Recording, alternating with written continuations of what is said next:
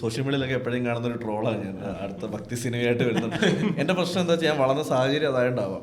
എൻ്റെ അറിയാലോ, കോന്നി എന്നൊക്കെ പറയുമ്പോൾ നമുക്ക് ഒരു 1/2 കിലോമീറ്ററിൽ ഒരു അമ്പലം അല്ലെങ്കിൽ ഒരു പള്ളി, അവിടെ പള്ളി അമ്പലങ്ങളൊക്കെ വളരെ കൂടുതലുള്ള സ്ഥലമാണ്. അപ്പോൾ ചെറുപ്പം മുതലേ ഈ ഒരു വിശ്വാസത്തിലാണ് ഞാൻ വളരുന്നത്. അപ്പോൾ എൻ്റെ വീടെന്ന് പറയുന്നത്, എൻ്റെ വീടിൻ്റെ ഒരു സൈഡിൽ ഒരു കൃഷ്ണൻ്റെ അമ്പലവും അടുത്ത സൈഡിൽ ഒരു കാവുമാണ്. ഇടത്തോട്ട് നോക്കിയാലും വലത്തോട്ട് നോക്കിയാലും ഇതിനപ്പുറത്തേക്കൊന്നും കാണാനില്ല. അപ്പോൾ ചെറുപ്പം മുതലേ പിന്നെ ഞാൻ, എൻ്റെ ഒരു സ്വഭാവമാണ് പണ്ട് തൊട്ട്, ഈ അമ്മൂമ്മ വഴക്ക് പറഞ്ഞ് രാവിലെയും വൈകിട്ട് അമ്പലത്തിൽ പോകും. സ്കൂളിൽ പോകുന്നതിന് മുന്നേ അമ്പലത്തിൽ പോകും, വൈകിട്ട് വന്ന് ക്രിക്കറ്റ് കളിച്ചിട്ട് അല്ലെങ്കിൽ കളിക്കാൻ പോയിട്ടൊക്കെ വന്നിട്ട് കുളിച്ച് വൈകിട്ട് ദീപാരാധനയ്ക്ക് അമ്പലത്തിൽ പോകുന്ന സ്വഭാവം എൻ്റേത്. അപ്പോൾ അതിങ്ങനെ ഉള്ളിൽ കിടക്കുന്നുണ്ട് തന്നെ കഥകൾ എഴുതുമ്പോൾ ഓട്ടോമാറ്റിക്കലി എങ്ങനെയെങ്കിലും ഈ സാധനം വന്ന് കയറും.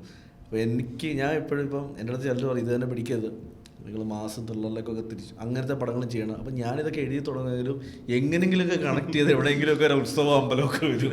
അപ്പം ഇപ്പോൾ സുമതിയോളം ചെയ്യുന്ന സമയത്ത് ആദ്യത്തെ വെർഷനിൽ ഈ പറയുന്ന ഉത്സവം അങ്ങനത്തെ പരിപാടിയൊന്നും അല്ലായിരുന്നു. അപ്പം ഞാൻ വിഷ്ണു ഇത് നമ്മുടെ പരിപാടിയല്ലടാ എന്ന് പറഞ്ഞിട്ട് ഞാൻ മാറ്റി റിവർക്ക് ചെയ്തിട്ടാണ് ഒരു ഗ്രാമവും അങ്ങനത്തെ കുറച്ചും കൂടെ റൂട്ടഡ് സാധനമാക്കുന്നത്. ഇപ്പം ഞാനിപ്പോൾ അടുത്ത ചെയ്യാൻ പോകുന്ന സിനിമ ചോറ്റാനിക്കര ലക്ഷ്മിക്കുട്ടി എന്ന് പറഞ്ഞിട്ട് ഒരു ആനക്കഥയാണ്. ഒരു ആനക്കഥയാണെങ്കിൽ അത് ചോറ്റാനിക്കര അമ്പലത്തിനെ ചുറ്റിപ്പറ്റിയുള്ള ഒരു ആനക്കഥയാണ്. സ്വാഭാവികമായിട്ടും അതിലൊരു ഡിവൈനിറ്റി ഉണ്ട്. പിന്നെ എനിക്ക് ആഗ്രഹമുണ്ട്, ഒരുപാട് ദൈവങ്ങളുണ്ടല്ലോ ഇവിടെ, ഗുരുവായൂരപ്പനൊക്കെ ഒന്നും കൂടെ വേണമെന്ന് ആഗ്രഹമുണ്ട്.